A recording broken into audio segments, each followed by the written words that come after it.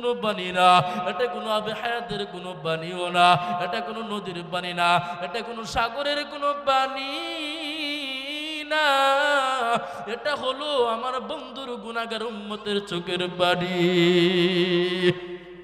আওয়াজ বলেন না সুবহানাল্লাহ। কথা বুঝতেছেন নি? সাক্ষী কয়টা হলো? 7টা। তাহলে আসুন, গুনাহ করলে কয়টা সাক্ষী হয়ে যাবে? মুসলমানি বন্ধুরা আমার, আমার আলোচনার বিষয় ছিল পিতামাতা নিয়ে আলোচনা করা। যার পিতামাতা আছে ওই পিতামাতাকে খেদমত করবে, মুসলমানের সার্টিফিকেট অর্জন করবে, মাওলার হুকুম অমান্য করবে না, মাওলার হুকুম মেনে জিন্দেগি পরিচালনা করবে, আল্লাহর হুকুম মেনে জিন্দেগি পরিচালনা করবে, জমিনে বহুদিন থাকবে, সৎ পথে চলবে, হালাল পথে চলবে, সত্য কথা বলবে, হারাম খাবে না, সৎ পথে চলবে, কারো দুর্নীতি করবে না, টেন্ডার গেজি করবে না, দুর্নীতি চাঁদাবাজি করবে না, ডাকাতি করবে না, সৎ পথে চলবে, মাওলার গোলামি করবে, এই জমিনেও সম্মান দান করবে, আল্লাহ আখিরাতেও মুক্তিকে দিবে। এজন্য মুসলমানি ভাইরা আমার, আসুন আমরা পিতামাতার খেদমত করে সার্টিফিকেট অর্জন করে মুসলমান হই। এখন বলতে পারেন হুজুর আমরা কি মুসলমান না? হ্যাঁ মুসলমান। তবে আল্লাহ কি বলে, ওয়াকাদা রাব্বুকা আল্লা তা'বুদু ইল্লা ইয়্যাহু ওয়া বিল ওয়ালিদাইনি ইহসানা। পিতামাতার সাথে সুন্দর আচরণ করো, পিতামাতার সাথে সৎ ব্যবহার করো। কেমন সৎ ব্যবহার করবা? কেমন আচরণ করবা? পিতামাতার সাথে কেমন ভাবে সৎ ব্যবহার করবা? দেখেন একটা আয়াতের মধ্যে আল্লাহ পাক রব্বুল আলামিন একটা পিতামাতার সাথে কিভাবে ব্যবহার করতে, কিভাবে আচরণ করতে সুন্দর করে বলেছেন। আল্লাহ পাক রব্বুল আলামিন বলেন, ইম্মা ইয়াবলুগান্না ইনদাকাল কিবরা আহাদুহুমা ওয়া কিলাহুমা ফালা তাকুল লাহুমা উফিউ। এ মুসলমান যুবক, কানটা খুলে শুনে রাখো, এমন কোনো কষ্ট দিবা না, এমন কোনো কথা বলবা না যে কথা বলার কারণে পিতা মাতা উফ শব্দ উচ্চারণ করে। কি শব্দ? উফ। উফ শব্দটা কিসের? বেদনাদায়ক শব্দ। উফ শব্দটা যেন পিতামাতা এমন কষ্ট দিও না, এমন কোন কটু কথা বলিও না যে কথার দ্বারা মার জবান থেকে শব্দ বের হয়। ওয়ালা তানহারহুমা ফালা ওয়াকুল্লাহুমা কওলান কারীমা। তোমার বিনয়ের ডানাগুলো তোমার মায়ের পায়ে ধরে বিছায়া দাও। বিনয়ের ডানা বলতে কি জানেননি? তোমার কথা, তোমার যে কথা মা বুঝে, এই কথা দ্বারা মায়ের সাথে সৎ আচরণ করো, এবং তোমার বিনয় সবচাইতে ভদ্রতা, সবচাইতে বিনয় তোমার মায়ের কাছে ব্যবহার করো। কেমনে ব্যবহার করবা? তোমার মাকে সুন্দর আচরণ করো, সুন্দর ব্যবহার করো। মাকে টাকা দিয়ে খুশি করা যায় না, মাঝে মাঝে মাকে মা বলিয়া ডাকবা, মায়ের কলিজা ঠান্ডা হয়ে যাবে। মাঝে মাঝে বাবাকে বাবা বলিয়া ডাকবা, বাবার কলিজা ঠান্ডা হয়ে যাবে। আমার মালিক বলেন, এর দুনিয়ার মানুষ, আমি মাকে এত একটা 99 ভাগ দয়ার অধিকারী আমি আল্লাহ, 1 ভাগ দয়া দ্বারা পুরা পৃথিবী বানাইলাম, তার মধ্যে 1 ফোঁটা মাকে দিলাম।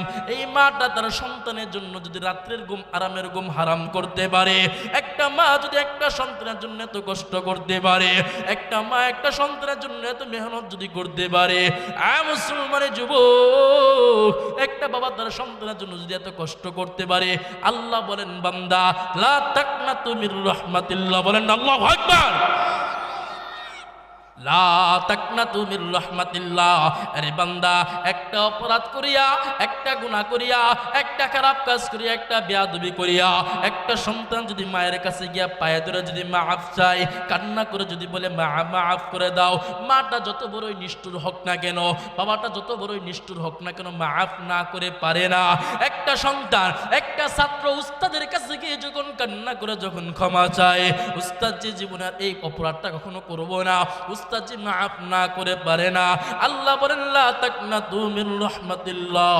বান্দারে, 1 ভাগ দয়ার অধিকারী হইয়া একটা পিতামাতা যদি একটা সন্তানের অপরাধকে যদি মাফ করতে পারে, এ মুসলমান, একটা উস্তাদ যদি একটা ছাত্রের অপরাধকে যদি মাফ করতে যদি পারে, তাহলে আমি আল্লাহ 99 ভাগের দয়ার অধিকারী হইলাম।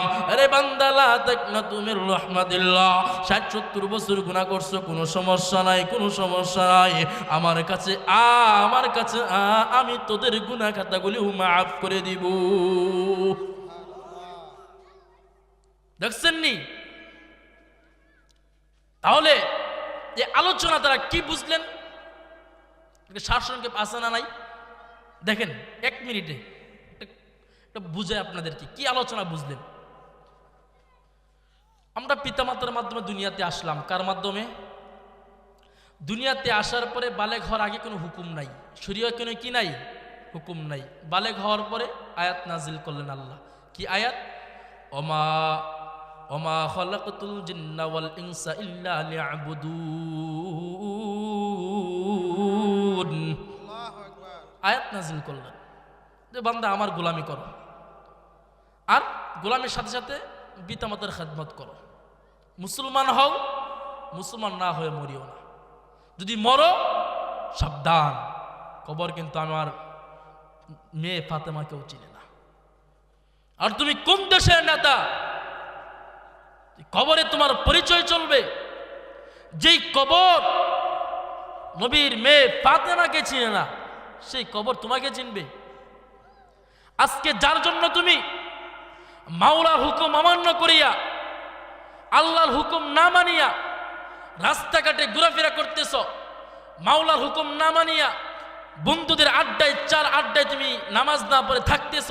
আরে ভাই, একবার চিন্তা করে দেখো না, চোখ দুটি যখন বন্ধ হয়ে যাবে, তোমার কোনো বন্ধু তো কবরে যাবে না। না যাবে নি? যাবে কবরে? কেউ কবরে যাবে না। আচ্ছা, কার জন্য তুমি মাওলাকে ভুলে গেলা? কার জন্য তুমি আল্লাহকে ভুলে গেলা? কার জন্য যুবক, কার জন্য আল্লাহকে ভুলে গেলা বলো? আল্লাহকে কেন তোমরা ভুলে গেলা? আল্লাহ তোমাদেরকে এত মায়া করে মোহাব্বত করে বানাইলো, আল্লাহ কেমনে তোমরা ভুলে গেলা? আল্লাহ বলেন, বান্দা কুল্লু নাফসিন যায়কাতুল মাউত, প্রত্যেকটা প্রাণী মৃত্যুর স্বাদ গ্রহণ করতে হবে। মৃত্যুর হাতে কেউ বাঁচতে পারবে না, কেউ না। আর কিসের বাহাদুরি দেখাও মিয়া? চোখ বন্ধ হইলে তো সব শেষ। কি মিথ্যা বলতেছেনি? চোখ বন্ধ হইলে তো সব শেষ বাহাদুরি। তাকায় দেখো, তোমার ডানে বামে দেখো কতগুলি কবর রয়েছে। কই তারা আছে? কোথায় তাদের ক্ষমতা? কোথায় তাদের ক্ষমতা? আজকে কোথায় গেল তারা? এই জন্যই তো মুসলমানের যুবক ভাইরা আমার, আল্লাহ পাক রব্বুল আলামিন কুরআনুল কারীমের মধ্যে বলেন, ইয়া আইয়ুহাল ইনসানু মা গররাকা বিরাব্বিকাল কারীম। আল্লাহ পাক রব্বুল আলামিন বলেন, হে দুনিয়ার মানুষেরা, এমন কোন জিনিসের প্রতি মহাব্বতে পড়ে গেলা? সবগুলো টাকায় বসি, সেগুলো টাকায় বসে অল্প কিছু সময়। আমার সময় কিন্তু একদম সংক্ষিপ্ত, তার মাত্র আছে 14 মিনিট। কয় মিনিট? 14 মিনিট। এই 14 মিনিটে আপনাদেরকে যা বলবো মনোযোগ সহকারে শোনার চেষ্টা করবেন। একটা দুটা কথা মনোযোগ সহকারে শুনবেন, যেন মনে রাখতে পারেন, আমল করার মতো। তাহলে মুসলমানি ভাইরা আমার, যে আয়াতটা তোমাদের সম্মুখে তেলাওয়াত করলাম, সেই আয়াতের মধ্যে আল্লাহ পাক রব্বুল আলামিন বলেন, ইয়া আইয়ুহাল ইনসানু মা গররাকা বিরাব্বিকাল কারীম। হে দুনিয়ার মানুষেরা, হে দুনিয়ার মানুষেরা, দুনিয়ার কোন জিনিসের প্রতি মহাব্বতে পড়ে গেলা? যে মহাব্বতে পড়ে আল্লাহকে ভুলে গেলা। এমন কোন জিনিসের প্রতি তোমার এত মহাব্বত? তাকায় দেখো, আজকে যে ঘর, তুমি যে স্ত্রী, যে সন্তানের জন্য কষ্ট করতেছো, চোখ দুটি যখন তোমার বন্ধ হয়ে যাবে, তোমার স্ত্রী ডাক দিয়ে বলবে, ঘর থেকে লাশটা বের করে দাও। তখন তোমার কেউ নাম ধরে ডাকবে না, কেউ বলবে না অমুকের লাশটা বের করো। মুসলমান বন্ধুরা, তোমার স্ত্রী বলবে ঘর থেকে লাশটা বের করে দাও। সন্তান দৌড়াবে পাচরের দিকে, বাজার থেকে কাপন আনার জন্য।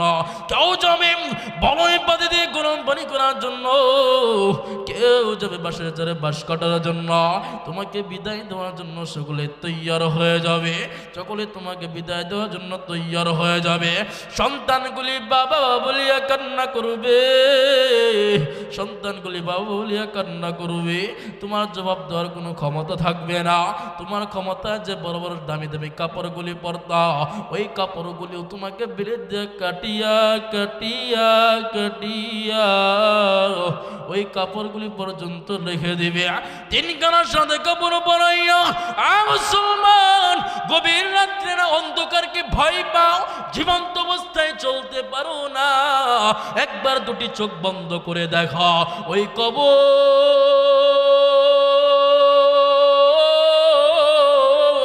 যেখানে কবির অন্ধকার, কেমন অন্ধকার, কেমন, যেখানে কোনো আওয়াজ নাই, কোনো বাতি নাই, কোনো সাথী নাই।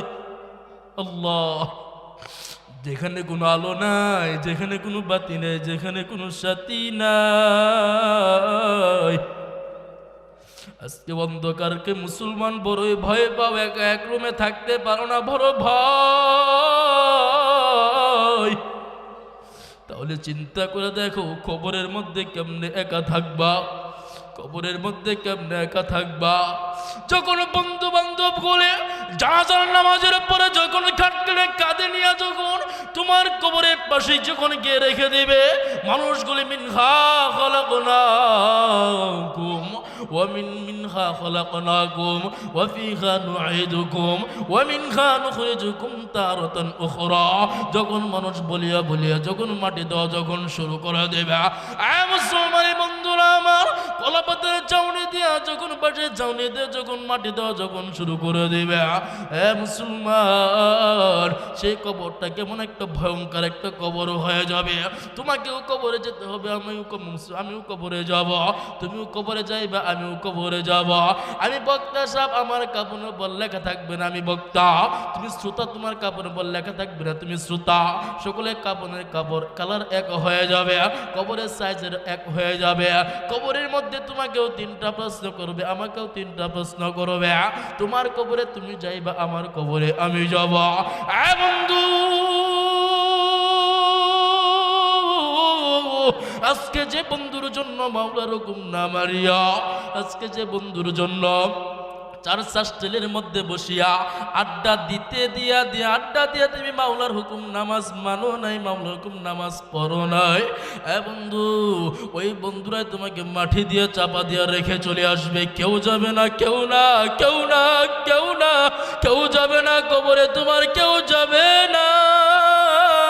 ওই কবরের মধ্যে তোমাকেও তিনটা প্রশ্ন, আমি ইমাম সাহেব আমাকেও তিনটা প্রশ্ন, বক্তা সাহেবেরও তিনটা প্রশ্ন, খতিব সাহেবেরও তিনটা প্রশ্ন, মুক্তাদিরও তিনটা প্রশ্ন। এক নম্বর প্রশ্ন, রবের পরিচয় দাও। দুই নম্বর প্রশ্ন, মিন দিনুকা, দিনের পরিচয় দাও। মান হাদার রাজুল, রবির পরিচয় দাও। এই তিনটা প্রশ্নের জবাব তুমি যদি দিতে না পারো, বন্ধু, কবর বলে আনা বাইতুর, আমার ডানেও মাটি, আমার বামেও মাটি, আমার সামনেও মাটি, আমার পিছনেও মাটি। এত জোরে জোরে জোরে জোরে চাপ লাগাইব, এত জোরে জোরে চাপ লাগাইব, তোমার ডান পাজরের আর বাম পাজর দিয়ে প্রবেশ করে যাবে, তোমার বাম পাজর আর ডান পাজর দিয়ে প্রবেশ করে যাবে।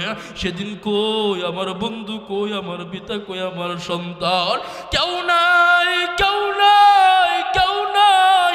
সেদিন আমার কবরে আমি একা থাকবো। আমি কাদের জন্য সুদ খাইলাম, আমি কাদের জন্য নামাজ না পড়ে চাকরি করে ঘর বানাইলাম, আমি কাদের জন্য টাকা উপার্জন করে এত সুন্দর পড়াশোনা করে মানুষ করলাম, আমি কার জন্য দুনিয়ার মধ্যে মানুষের হক নষ্ট করিয়া এত টাকা উপার্জন করিয়া এত সুন্দর প্রাসাদ কার জন্য তৈরি করে আসলাম, আমি কার জন্য দুনিয়ার মধ্যে জমিনিয়া মানুষের মারামারি করে মাথা ফাটাইলাম। আজকে কবরের মধ্যে কেউ নাই, কেউ নাই, কেউ নাই। আমার ডানেও মাটি, আমার বামেও মাটি, আমার সামনেও মাটি, আমার পিছনেও মাটি। আজকে তো আমার বন্ধু নাই, আমার পিতাও নাই, আমার সন্তানও কেউ নাই। এজন্য মুসলমান বন্ধুরা আমার, তোমার কবরে তুমি যাইবা, আমার কবরে আমি যাব। তোমার কবরের প্রশ্নের জবাব তুমি দিবা, আমার কবরের প্রশ্নের জবাব আমি দিব। তুমি কোনো বারবার পায়ে ধরে ধরে কেন আলোচনা করে তোমরা জানো নি? কারণ একটা জ্ঞানী পিতা চাই না তার সন্তান বিপদের মধ্যে পড়ে যাক। যখন কোনো সন্তান পুকুর পাড়ে বসে যখন খেলাধুলা করতে থাকে, ওই ব্যক্তিটা, ওই জ্ঞানী পিতাটা ওই সন্তানটাকে পুকুর পাড় থেকে নিয়ে যায়, কারণ যেন পুকুরের মধ্যে যেন পড়ে না যায়, পুকুর পুকুরের মধ্যে পড়ে গেলেই তো ধ্বংস হয়ে যাবে, পুকুরের মধ্যে পড়ে গেলেই তো মারা যাবে। এ মুসলমান, নজর করে তাকায় দেখলাম তোমরা দুনিয়ার মুহাব্বত, দুনিয়ার মুহাব্বত, দুনিয়া দুনিয়া দুনিয়া করতে করতে, দুনিয়া দুনিয়া দুনিয়া করতে করতে মাওলাকে মা মানিয়া, নামাজ না পড়িয়া, নবীর আদর্শ দাড়ি না কাটিয়া, দাড়ি কাটিয়া, নামাজ না পড়িয়া তোমরা জাহান্নামের আগুনের কিনারায় বসে খেলাধুলা করতেছো। তোমরা জাহান্নামের আগুনের কিনারায় বসে খেলাধুলা করতেছো। তোমাদেরকে যদি আলোচনা যদি না করে না বোঝায়, আরে ভাই, কেউ তো চাই না কারো ভাই বিপদের মধ্যে পড়ে যাও। আমি চাই না তুমি জাহান্নামে যাও, তুমি চাও না আমি জাহান্নামে যাই। আমি চাই না তুমি বিপদের মধ্যে পড়ো, তুমি চাও না আমি বিপদের মধ্যে পড়ি। আরে মুসলমান বন্ধুরা আমার, আজকে যদি চক্ষু বন্ধ হয়ে যায়, আগামীকালকে ফজরে পরে তোমার জানাজা হয়ে যাবে, তোমার কবরে তুমি চলে যাইবা। আমিও একদিন মারা গিয়ে আমার কবরে আমিও চলে যাব। তোমার বাড়ি রংপুর, তোমার জানাজা হবে রংপুর, রংপুরে মাটিতে তোমার কবর হবে। আমার বাড়ি ময়মনসিং, ময়মনসিংহে আমার মাটি হবে। মুসলমানের বন্ধু, আমি তো চাই না তুমি জাহান্নামের আগুনে গিয়ে পড়ো। এজন্য আমি আল্লাহ পাক রব্বুল আলামিন আয়াত নাজিল করে বলি, বন্ধুরা আমার, ও বান্দারা আমার, আমার গোলামি করে চলো, আমার হুকুম মানিয়ে চলো। মাওলার হুকুম মানো, পিতামাতার খেদমত করে জিন্দেগি পরিচালনা করো। হালাল থেকে হালাল উপার্জন করো, হারাম উপার্জন করিও না। কারণ হারাম উপার্জন করিয়া কোনো শান্তি পাইবা না, হারাম উপার্জন করিয়া কোনো শান্তি পাইবা না, কোনো শান্তি পাইবা না। আজকে তুমি যাদের জন্য হারাম উপার্জন করিয়া, যাদের সুদের টাকা দিয়া যে সন্তানকে তুমি মানুষ করতেছ, যে সুদের টাকা দিয়া স্ত্রীকে সুন্দর সুন্দর কাপড় কিনে দিচ্ছ, যে সুদের টাকা দিয়া মানুষের জমি কিনতেছ, বড় বড় দালান তৈরি করতেছ, কানটা খুলে শুনে রাখো, এই কিছুই তোমার আপন হবে না, এই কিছুই আপন হবে না। এই দুনিয়া বড়ই স্বার্থপর দুনিয়া, এই দুনিয়ার মানুষ সবাই স্বার্থপর। চোখ যদি বন্ধ হয়ে যায়, স্ত্রীও করে লাশটা রাখতে দিবে না। যদি মনে করতো আমার স্বামী এত কষ্ট করলো, আমার স্বামী 60-70 বছর মাথার কাম্পায় ফেলায় ঘরটা বানাইলো, আমার স্বামী মারা যাক, একটা দিন দুইটা দিন রাখিনি, কেউ রাখবে নি, কেউ না, কেউ না রে যুবক, কেউ না। তোমাকে সকলেই তোমার কবরে নিয়ে রেখে চলে আসবে। এই জন্য বন্ধু, কবি তো ঠিকই বলেছে, ইহা হাম সব মুসাফির হে, ওহি আখির ঠিকানা। আমাদের তো ঠিকানা চিরস্থায়ী ঠিকানা তো কবর, আমাদের চিরস্থায়ী ঠিকানা তো কবর। মাটির উপরে কোনো চিরস্থায়ী ঠিকানা আমাদের না, আমাদের না, আমাদের না। আমাদের চিরস্থায়ী ঠিকানা কি? আওয়াজ দিয়ে বলেন, আমাদের চিরস্থায়ী ঠিকানা কি? কবর। ওই কবরটাকে সুন্দর করে সাজাইতে হবে, ওই কবরটাকে সুন্দর করে সজ্জিত করতে হবে। দুনিয়ার মধ্যে যেভাবে টাকা দিয়ে কত সুন্দর ঘর সাজাও, ঠিক তেমনি ভাবে শীতের মৌসুমে তাহাজ্জুদ পড়িয়া যখন দুনিয়ার সকল দরজাগুলি বন্ধ, নবী বলেন দুনিয়ার নিজাম